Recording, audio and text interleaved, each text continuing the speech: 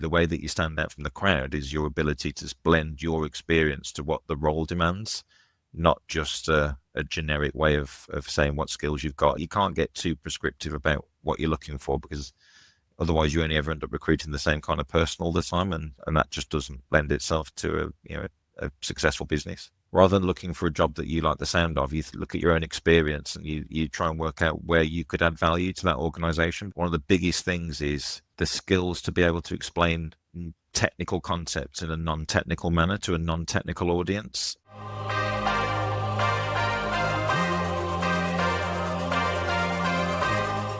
We're live with Andy. Welcome to the Objective Hiring Show. Thank you so much for joining us. Thanks for having me.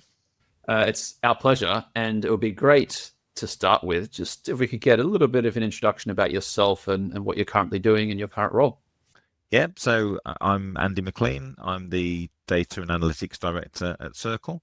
So Circyl, we are a digital transformation consultancy.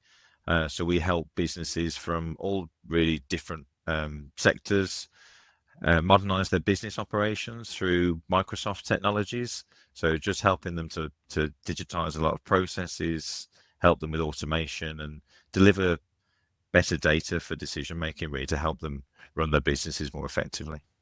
That's a great intro and a great starting point to then the first thing I wanted to cover off, which is around digital transformation in the recruitment process, because it's not often something you hear a lot about. And so I'd love to get your thoughts on how, that digitization can really help the hiring and recruitment process of organizations. Yeah, so I mean, we've been through a recruitment process ourselves over the last couple of years. We've grown quite significantly, taking on new people in such a short space of time. And I think historically, where we see people in all sorts of aspects of the business, but also very much applicable to the hiring process, is using systems to help automate and collate information about candidates. So we actually used a tool ourselves that helped us collate those CVs from people and collaborate centrally as a hiring team on the individuals that we screened, and just to make that process much more fluid, I think, and to have it joined up a lot more. I think maybe historically these kind of processes might have been managed in disconnected systems or even spreadsheets. I'm sure we see a lot of people with lists of people to see and feedback on people, whether that be paper based or whether it's in Excel. And again, you, like anything in any business, you need all these silos of data connected to really have that true overall picture of the process. And say with hiring, that really helped us in terms of having a single location where we had all of the feedback, the CVs, the comments from different people's interactions with the candidates, where we could get that kind of holistic view of where people were in the process. It sounds like then you implemented an applicant tracking system of some kind. Is that what you got in place? Absolutely, yeah. So we actually used Workable for that. And it was just, again, we could feed into it the relevant bits of information from each different person's perspective, because I'd say it is a hiring team. It isn't one person. So you really need that central location where people can go into it with the confidence to know that's the latest position on that candidate, where they are in the journey, how we've spoken to them, how they've scored maybe in initial assessments or a technical test. And it's really transparent then and really clear to us in terms of who's where and how the process is progressing. Yeah, Workable's a product we've actually used. That was the first ATS we tried ourselves a few years ago. So I know the product well. And yeah, if you are currently working in an organization that doesn't have any ATS at all, and as you say, you're doing things with spreadsheets, with Word docs, with sometimes literally, as you say, pen and paper, the returns to moving towards some kind of proper centralized system, I think, are pretty staggering. Can you almost elaborate a little bit more on what you saw as the benefits of doing that transformation yourselves? Saved time. I mean, the thing with digital transformation is the almost default you're going to get is a save in people's time. The automation. This is actually a workflow built into it. So as you said, the candidate journey is a process. So people will be at different areas or different points on that journey, whether it's an initial conversation's been had, maybe it's just a CV that's been received, but also you're managing multiple roles typically at the same time as well. So it isn't like this whole complexity around each job individually needs managing, but also when you're hiring for multiple roles in different teams, you need that centralized view. Otherwise, you run the risk of it being disconnected. And actually, you might have someone come for one particular role that is actually more suitable for a different role.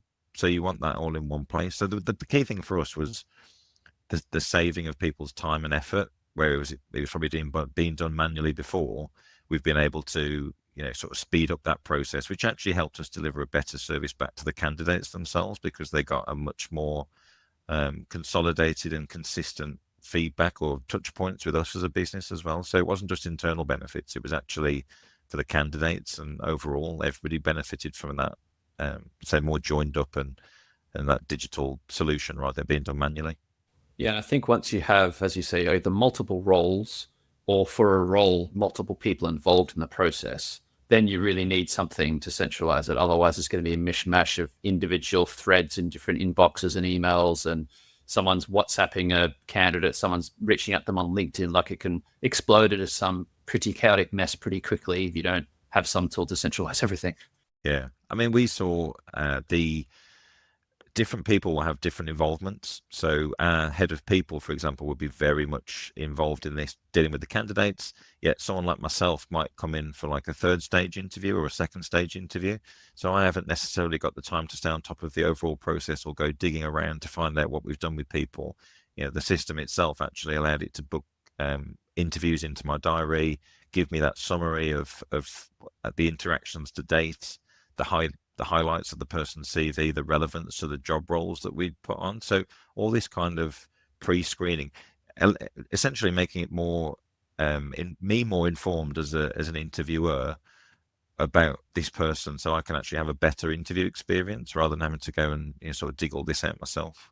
If I think back to some of the really large enterprises we've worked with and spoken to over the years, I've noticed that there often is a quite large disconnect between the talent and HR teams who use the HR tech, and then the hiring teams who normally don't use it at all. Like, there's this weird thing where they palm off the candidate through like an email or a MS Teams Messenger message, and then the hiring managers are often left kind of running their own skunk work project almost. Like, I think it was maybe 2 years ago, we did research on how hiring managers are doing interviews. Something like 20% of them took notes on paper. And then another half of them had some kind of version of Excel, a spreadsheet, or OneNote, or whatever. A very small minority were actually using the proper HR tool systems, I guess because they hadn't like spread or infiltrated the whole company. They were just used in HR. But that's kind of weird if most of the hiring decisions are actually outside of HR. The people actually do the interviews and the tests and what have you. So I feel like there's just some big gap there to digitize that whole hiring process consistently in large organizations. Have you seen something like that yourself? Yeah, and I think what you're saying there isn't necessarily specific to the hiring process. It comes back to culture, the culture of the business. You have to enable people to, one, feel comfortable using the tool. So people not find out why they're not using the tool. So are the hiring teams not using it because they're not comfortable, they haven't been trained, they don't see the value in using the tool? Or is it they don't know about it? Again, as a business, if you set that culture of we're digital first, this is our process for hiring, this is where you fit into it, and you train people to use it, it's the adoption of these systems that makes them successful, not necessarily just putting them in and expecting them to be used. And I think that's where a lot of businesses go wrong, certainly in large organizations, because you have an opportunity for something that we call cloud creep, where people will sign up to multiple different cloud services now because of how easy it is. And you run the risk of different departments running their process differently because they're signed up to this system, somebody else is using another system. And again, what does the overall business want to do? And that comes from strong direction at the top. This is how we hire. These are the systems we use. This is the process. And you've got to get that in place to actually make it successful, because if you leave it to people to do their own thing, people typically do what they feel more comfortable in. And that's where you see people end up back in Excel and OneNote and emails. And I guess, particularly for larger companies, the actual effort to say, well, let's say take a bank in Australia, like 100,000 people, they were to say, okay, we are now all using Workday or Smart Recruiters. Every single person in the entire company who gets involved in hiring, which is probably, I don't know, at least 10,000 people, you're all going to have to be on the system. That is a massive IT project, I would have thought, to do that training, that onboarding, that setup of the system so that it's not a hodgepodge. It's almost like, I think, a meme in talent circles that you get a new talent director every few years and we need a new ATS, and they'll create an ATS, and then 3 years later, the next person will come and do the same thing.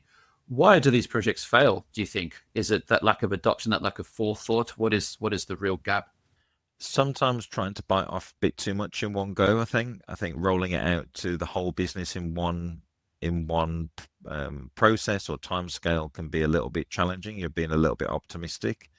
I think you've got to start with an area that will champion it internally.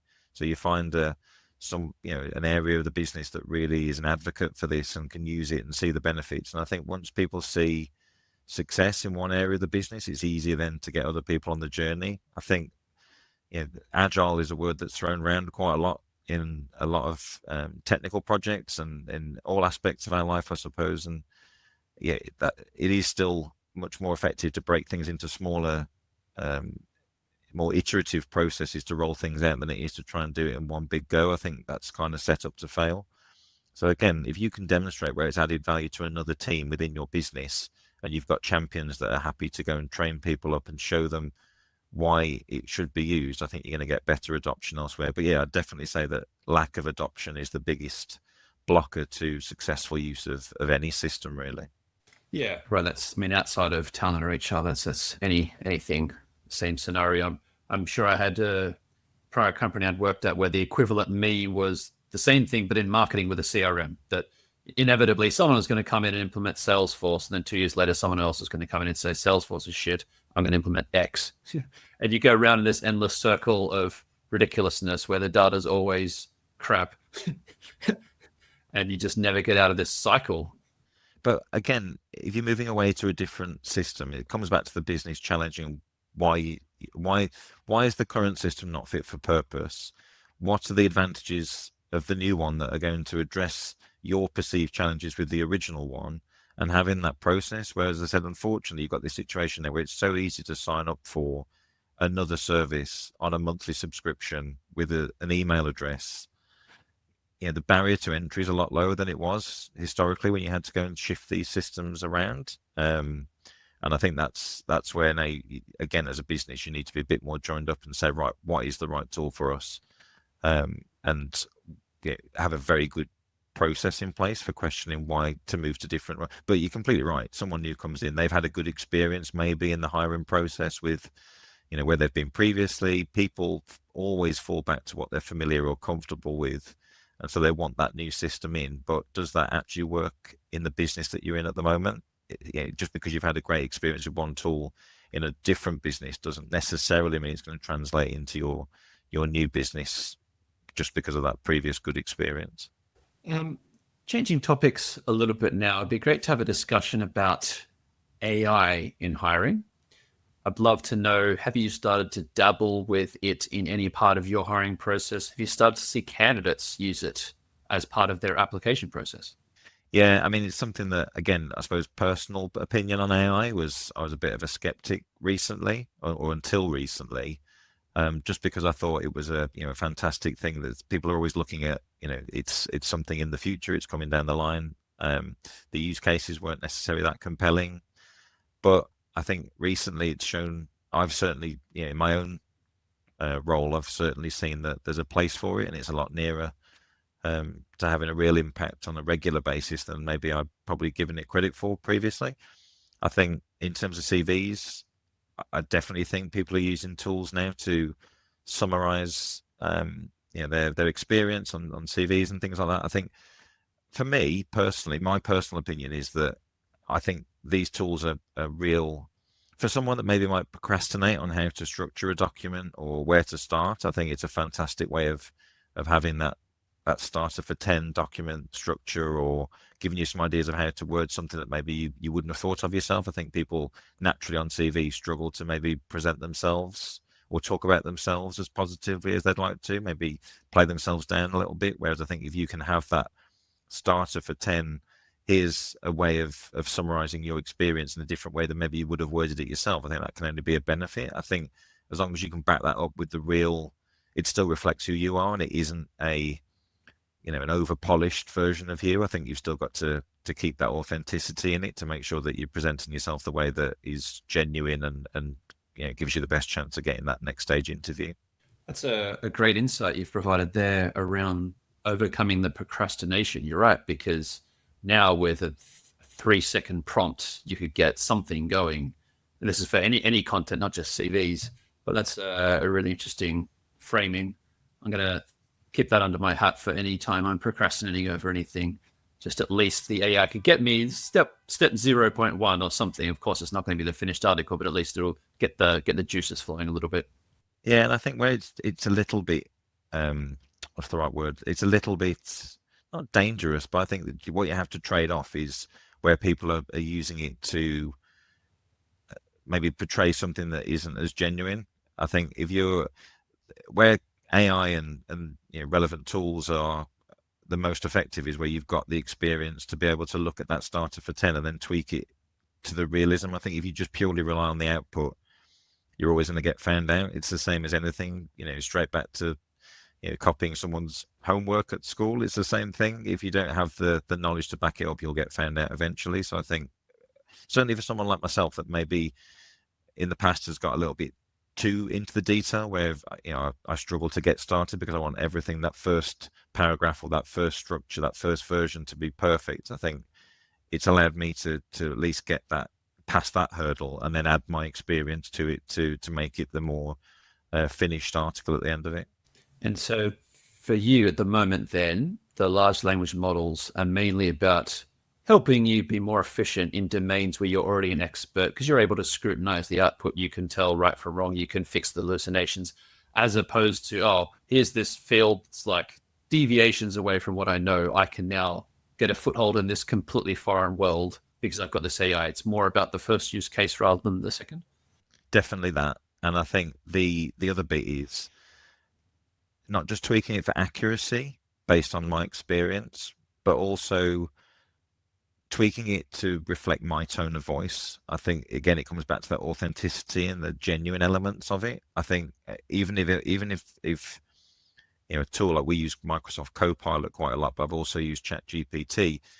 These kind of tools, even if it was accurate, the content, if it doesn't read the way that I would naturally have written it myself, then I'll be sure to make sure it definitely reflects my personality and my tone of voice. Because I think, again, otherwise people that know you, or I think it's easy then to switch off and think, this has just been auto generated. And I think when I started to use these kind of tools for this purpose, I almost made an apology for saying like, okay, I've used a tool to get to this point, but actually that's just made my efficiency greater. It's allowed me to get to that point quicker. So I've stopped apologizing for it now, because actually I'm using it in the right way rather than just relying on it purely to churn out some content for me. Yeah, the CV use case for a ChatGPT or other LLM is interesting, because part of the battle for candidates at the moment is sticking out from the crowd. They're seeing these jobs on LinkedIn that have hundreds of applications, thousands sometimes in America. They're probably thinking, oh my God, like I'm going to have to apply to way more roles than what I thought of I was going to have to. And they're using, clearly, ChatGPT to write or augment their CV, but it's going to use that ChatGPT style tone, isn't it? Which means they're at a risk of just blending into the crowd, the mess of everyone else, rather than having that authentic voice that could cut through.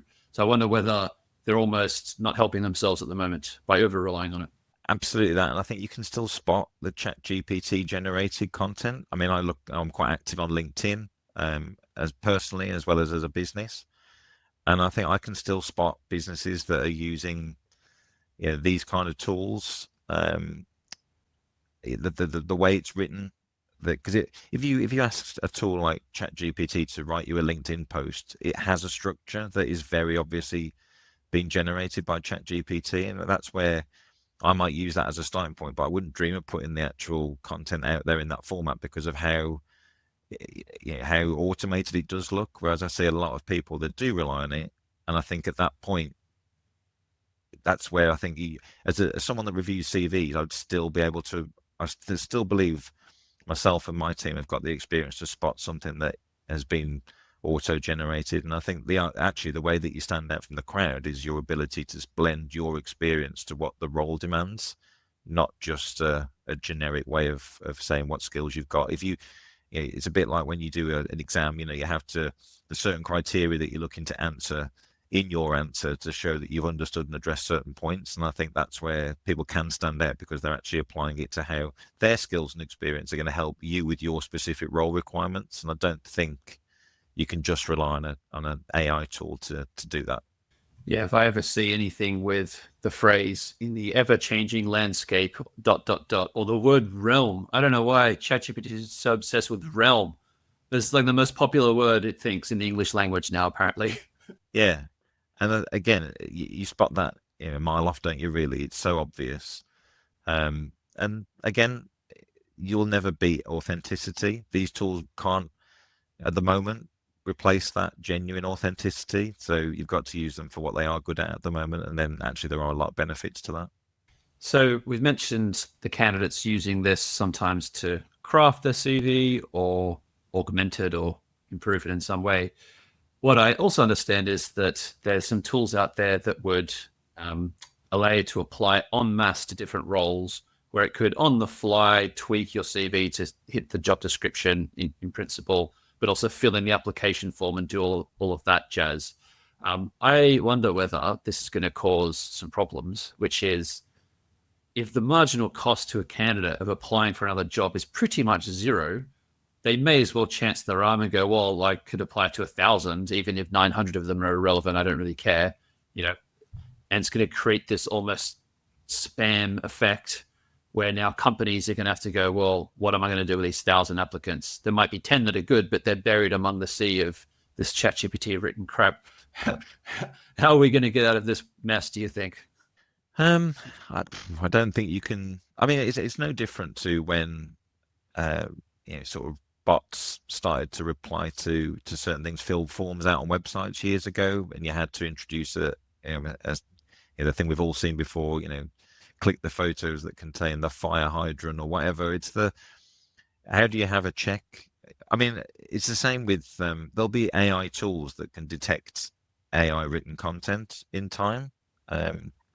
So again, I'd probably look to technology to help sort of identify and score people's CVs or their applications based on almost an authenticity scoring, and see if you believe it's to what extent it's been generated by AI, and try and filter that out. Because again, it comes back to using digital transformation principles of, can I use technology to actually improve my process and actually reduce manual effort? Because otherwise you're going to have to go through each of those applications manually and work out what you believe is something that's been auto-generated. So again, you'd expect in time ways of almost screening content to say, look, we scoring it with a likeliness of how auto-generated that's been. So that's how I would hope that the solutions evolve, is that there's almost like an endorsement score against a piece of content to say, look, how original was this, or to what extent did it rely on AI? And is that the crux of the problem? Is it that, so let's say you used AI in a good way, where it's like you had a conversation with ChatGPT for half an hour, it asked you all these questions about your career, it then succinctly summarized and put everything it knows about you in a CV, matched it to a job description, didn't hallucinate, but ultimately the CV is still written with ChatGPT. Is that a problem for you, or is that a good use of AI?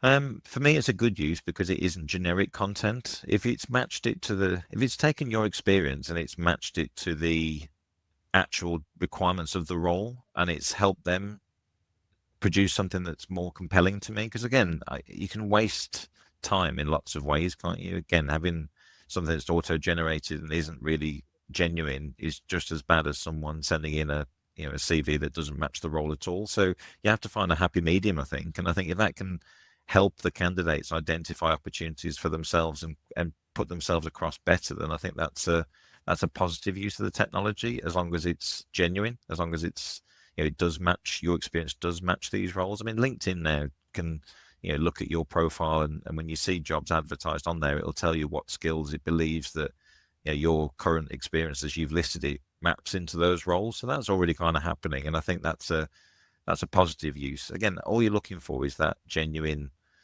am I the right person for this role, or am I just, like you said, I think you used the phrase, am I chancing it? And that's what you want to try and, because that just wastes everybody's time. Whether you finally get through, the cost of hiring the wrong person is such a massive impact to any business, but you just want people to be a bit more realistic with where they're at the moment and what support they need, and be a bit more honest with themselves as to how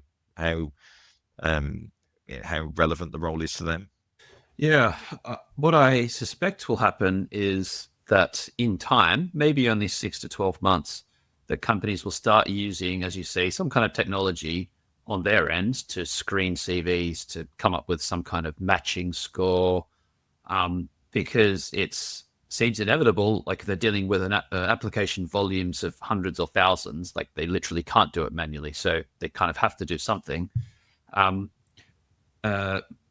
But another maybe angle to look at is the kind of inbound versus outbound. So at the moment, we're talking about jobs boards, which are an open system, anyone can apply, which is actually pretty good. The fact that the jobs are available and anyone can, in theory, get their CV in front of the hiring manager, I feel like that's the way it should be. But maybe some perverse consequence in the short run will be that suddenly more jobs will just be for referrals, for the network, for kind of behind closed doors, in which case that seems a little bit less fair, because if you're a candidate with a weak network, or you're a recent migrant and doesn't know anyone in the country, then suddenly you seem to be at a disadvantage.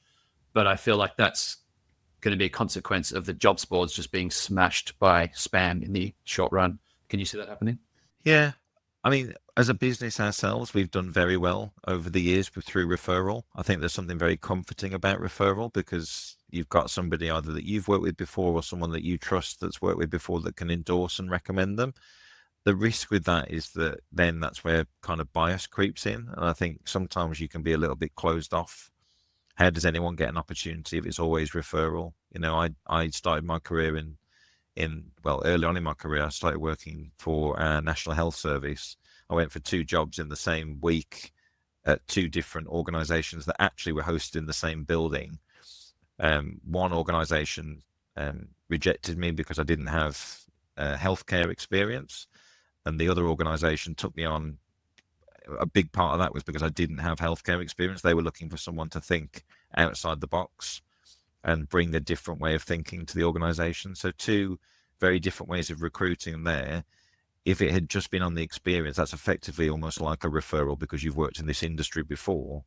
Then they've effectively missed out on somebody because they didn't give them that opportunity. How do you get opportunity if you're not sort of presented with that? So I think while referral has its place, I think I wouldn't want to just only ever go off referral. I think if there was a way of almost, again, scoring applications on a referral, obviously gives you almost like a weighting towards having a better score because it's endorsed by somebody else.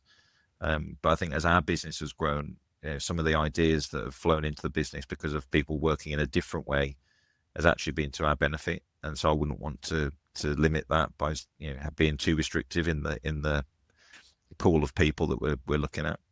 Because the other thing with referrals is it rarely scales, I think, beyond a certain point. Like maybe the first 5, 10, 20, 30, 40 people, but it's not like you can scale to 10,000 people just on referrals. Right? I don't think any company's successfully done that in the past. So at some point, you're going to have to dip into the wider market, I guess, and use jobs boards or some other method. Yeah, and I think you look at the people coming out of universities or people starting in the world of work, who's referring them because they haven't got the experience to be able to fall back on. So I think we've all started work somewhere, and I think how would we have reacted if you weren't given that chance to kind of learn and have an opportunity? So yeah, I think you can't get too prescriptive about what you're looking for, because otherwise you only ever end up recruiting the same kind of person all the time, and that just doesn't lend itself to a successful business. What about yourself? If you were suddenly looking for a role in a couple of months' time, what would be your strategy? Would you be applying to jobs through jobs boards? Would you be trying to leverage your network? How would you go about it? Probably a bit of everything. I think there isn't a hard and fast way of doing that. I think I've been working. I think next year will be my 25th year in work, so I've built up quite a strong network in that time. I think you'd have to think very strongly. I think for me, the experience has told me now it's rather than looking for a job that you like the sound of, you look at your own experience and you try and work out where you could add value to that organization, because I think everybody that's hiring people is looking for that person to come in and add value to their business. They're not just looking to take people on for the sake of adding numbers. So I think I'd be keen to look and understand, where I believe my experience has kind of led me, and what kind of roles would benefit from my experience now. So I think that would be a mixture of, looking at referrals, whether that's people I've worked with, clients I've worked with, or networks that I've built up. I'm obviously quite involved in the data community. You meet different people from all sorts of different opportunities, and I think that's where I'd be focusing my attention. Don't just go for one type of one part of the process. I think you've got to try multiple different channels to find the right role, and give yourself the best opportunity of finding that role that suits you. And yeah, I guess the more options you have, the more leverage you have. Like the difference that plays when you get to that pointy end of recruitment is staggering. Like having run a recruitment business in the past, if you get a candidate to the end and they've got another offer on the table or two offers, it just changes the equation so quickly. So if you can get something in your hand through various channels, then even if ultimately you don't go for that one, it gives you so much more power, I think, and leverage in the process. Yeah, and I think obviously it's different, isn't it? I think if you're looking for work because you're out of work, you're obviously going to have a very different approach to someone that's maybe in work looking for a different role. The pressures of finding work will dictate what kind of strategy you take to finding the right job, whether it's an immediate need or whether you can be a bit more selective. So I think that's really important. But I just think you've got to find something that is effectively going to make the best use of your skills, because when you're in front of the hiring managers and the people that you'll be working with, I think it's a lot easier then to get across the value that you're going to bring to that role, rather than just sort of flooding it for.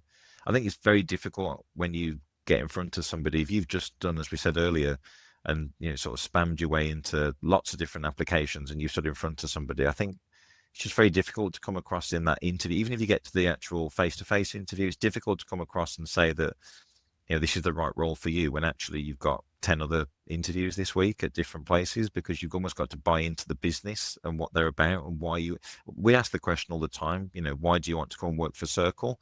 And I've had a real mix of answers to that question. Some, as someone said to me, look, it looked like more money. And again, appreciate the honesty, but at that point I'm thinking, well, if somebody offers you more money, later on, where's the loyalty to us as a business? So you've kind of set your stall out now as to what. And again, you'd rather have the honesty, and if that's the case, but I think sometimes I'm astounded by how little people research into you as a business when they're actually about to have a face-to-face interview. They don't really know what they're joining. So at that point, that's a bit of a red flag for me personally. Yeah, and it's funny thinking about even our conversation now, how much the basics can get you so far. You know what I mean? So like as a candidate preparing for a role, who's the company? Why do you want this job? Is surely the most famous and common interview question in the entire world. Do you think you would prep that one on your sort of 80-20 rule? And so, that's kind of staggering that with all this complexity, you would miss something as simple as that. You talk about culture fit. It works both ways. So you write for us, but also we write for you. I think the idea that an interview is a one-way process just doesn't sit right with me. It's about as much of you finding out if you're the right person for us, because even if we think you're a great candidate to take on for Circyl, if you aren't sure, or you get there and we had a situation in the past where one of my managing director's key questions at the end is, we offer you the job tomorrow, would you take it? And we've had people answer it with a kind of a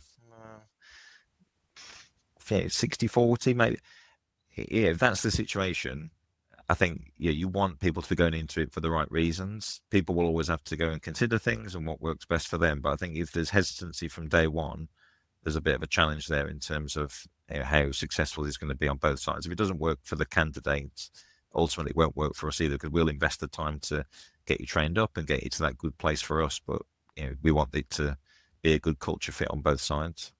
By that token, I have to say I'm sometimes surprised when I've interviewed candidates and they've been reluctant to ask any questions at all.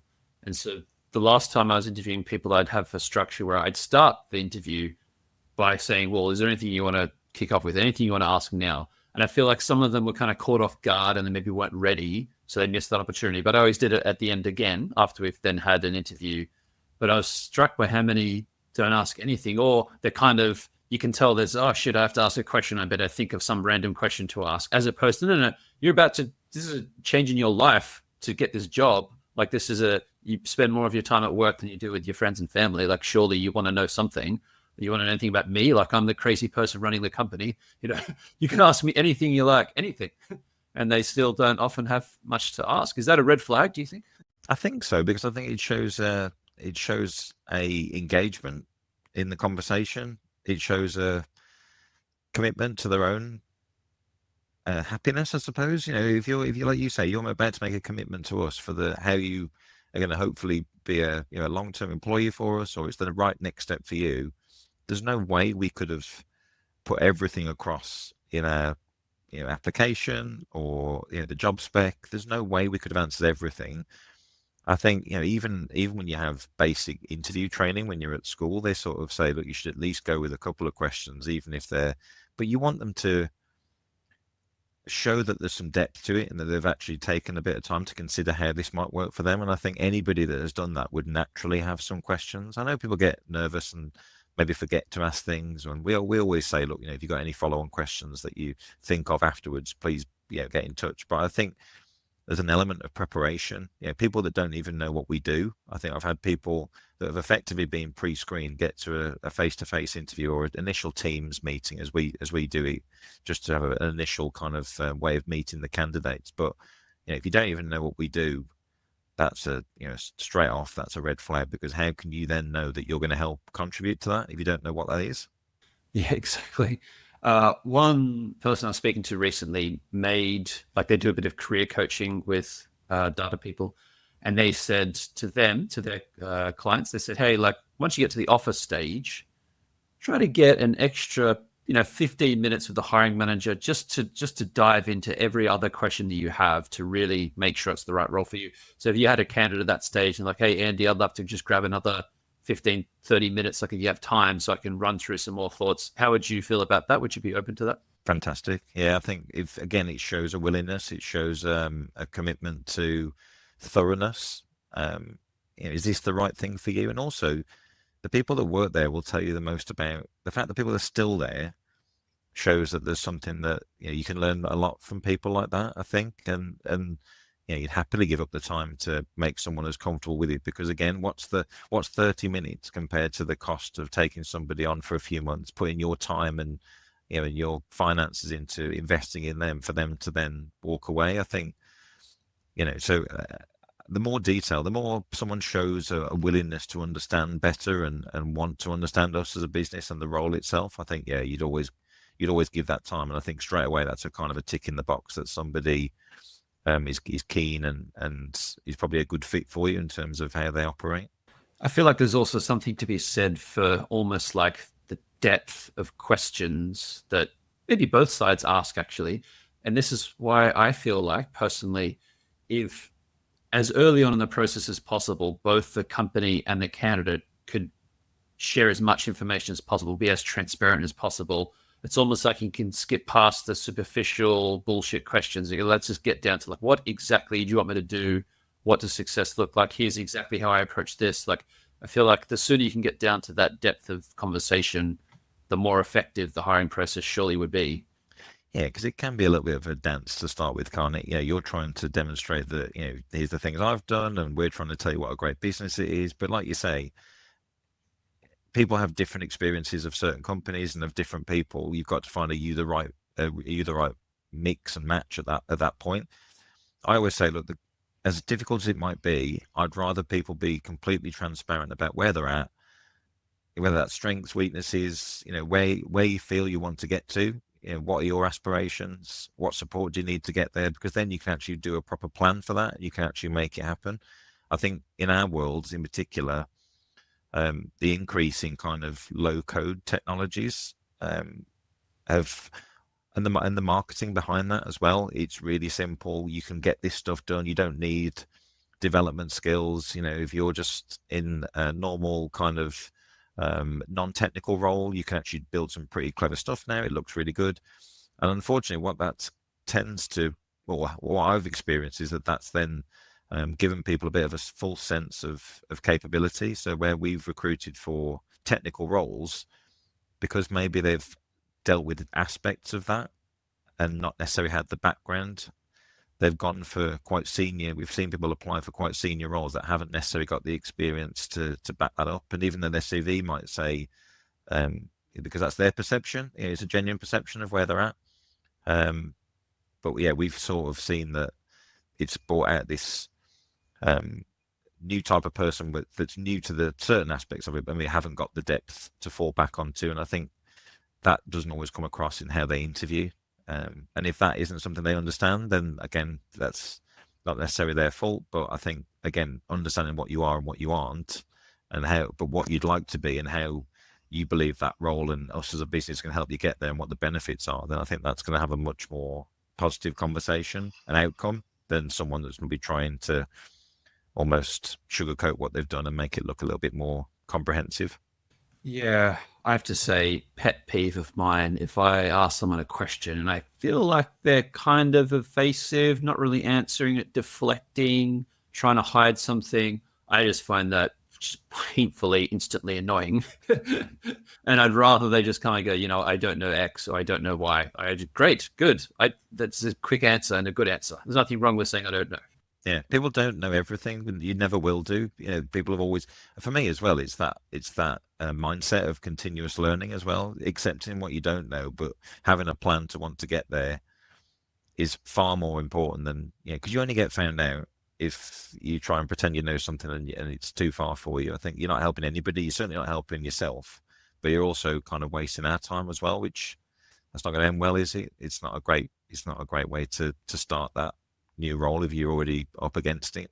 And it's almost worse because if you're presenting yourself as knowing something and the person finds out you don't, and you kind of still defend it, then like, oh, well, you're uncoachable as well. It's not even that it's not that you know nothing. It would be better if you knew nothing and you said you know nothing, because at least then you can grow. But you're in a position where now, what am I meant to do? Yeah. And it's a particular red flag for us as a business because we're a consultancy. There's two aspects to that. One, I think customers expect from a consultancy a level of quality. You're going with an external provider because you want to accelerate your project. You're leaning on their expertise and their experience. And I think sometimes people feel pressured by that to know the answer to everything. But in the same way we've just said, it's about transparency and openness. If you don't know the answer, you don't know, but have you got the commitment to go and find out the answer versus I just don't know what the answer is? And I think in our world, one of our key, one of the key things that we have to do in any new customer engagement, we have to learn their business. We've got the technical expertise. When we partner with you, we're coming to learn how your business operates so we can marry up the technology to help you hit your business goals. So one of those things is being quite prepared to walk into those initial meetings where you're asking questions about how their business operates, and you have to be prepared to not know answers or ask perceived silly questions, because you need to make sure you come out of that meeting and you understand what that business is trying to do. And if you try and pretend you know things, it's going to come out in what you propose to that client later on, or how you operate with them. You're going to have to go back and ask that question again, or you're going to get things wrong. So I think being prepared to say you don't know something is a key skill for not just the hiring process, but how you actually operating. Well, you never learn, do you, if you don't accept what you don't know? Speaking of hiring for consultants specifically, is there anything that's a little bit different? Anything different that you would look for in a consultant that you wouldn't look for in another data professional? And consequently, any different steps in the hiring process or any different ways that you hire to look for that slightly different skill set? Yeah, and I think it is a different skill set. Clearly, I think most people become consultants because they've got that technical expertise in whatever their area is. It doesn't really matter what you're consulting in. I think you've got into it because you've done the work. That's what's given you that baseline of knowledge and experience. I think where a consultant changes is that you need to understand how you can apply it to your clients. I think one of the biggest things is the skills to be able to explain technical concepts in a non-technical manner to a non-technical audience, because I think as technical people, sometimes we're guilty of overcomplicating things or wanting things to sound really not complicated, but people to almost understand what's involved with this and how clever it is sometimes. And I think straight away, if you just lose the audience, people don't care. I think people want to know, how is this going to help me do my job, not necessarily, why is it so clever? Some people do, but I think the majority of times it's about, can I build a non-technical relationship with our client stakeholders with the right blend of soft skills? Can I present concepts to people? Am I comfortable, running a workshop, for example, or standing in front of the room and presenting your ideas to people? And am I open enough to have a two-way conversation and understand that client's needs to then turn that into a technical solution? Clearly, you need a blend of people. You need people with the deep technical expertise. But I think if you're going to be a successful consultant long term, then soft skills are just as important as the technical skills, because you'd expect that you've got to that level as a consultant because you've already had the technical experience to fall back on. But this is now, how can I take that out to people I don't know, or a business I've never, a sector I've never worked in, and can I apply that to this scenario? And that's the sort of thing we look for, is very much about the business relationship as well as the technical one. And so, as part of what you're looking for in these consultants, I'm guessing part of it is adaptability. If they're going into different consultancies, different technical environments. Granted, if you're a Microsoft provider, maybe there's some consistency there, but still, whatever the current environment is of that company, I guess you can have to have that mindset to be able to shift and adapt and change, which I guess also is the same thing now with AI, given how quickly that's changing the landscape, is that really adaptability, willingness to change and learn must be a critical trait. Yeah, I mean, the technology landscape as well as AI, just in the data analytics space that I work in, the tool sets evolve all the time on a monthly basis. You're having you have to stay on top of not just the features, but where the features will add the value. That's the thing. It isn't just a case of, oh, this is a really new cool thing you can do. Yeah, but if there's no business need for it, no one's going to need to use it. So you're always evaluating when something new evolves. Similar, like we said before, with the use of AI to generate content. It's finding what it's good for and what it's not good for. And I think, we do go into clients that aren't a Microsoft house. Maybe they're on AWS, maybe they're on Google, but the principles of what we're recommending still apply. We've done consulting engagements for people where we've helped them with the strategy. Maybe it's they've got people in house to actually, maybe it's a Google house and they've got people in house to actually do the work, but maybe haven't been given the overall architecture or strategic leadership that they're after. And again, the principles of good data management and analytics are fairly consistent across any technical platform. So it doesn't stop us providing, again, our experience to help them get to where they need to get to. And I think that skill set of being flexible, being adaptable, because again, you need to be prepared to learn something new potentially, but also spot where you've done something similar. So as an example, I was in a new customer, potentially a conversation yesterday. It's primarily a sales organization, the same as a lot of our clients are. There's a lot of consistency in terms of whether you're measuring sales, your invoicing, your finances, your manufacturing. There's so many crossovers between sectors, even though they believe that they're unique or their challenges are unique or how they operate are unique. Actually, successful business is run on a handful of really key concepts, and being able to learn something new about the nuances of that client, but also understand where you've done something similar for another client and bring that new perspective to the client. That's all part of the consultant toolkit, really, where that's where you add the value, because you can show them the black spots that maybe they weren't that they hadn't identified or seen themselves. You're giving me a newfound appreciation for consulting. Maybe that's a industry I'll get into one day. Andy, one final question for you is, if you could ask our next guest one question, what question would that be? I think for me personally, moving forward, I'd like to understand how they perceive that businesses can blend AI, data, human experience to influence the hiring process, because I don't think any of those things on their own are enough.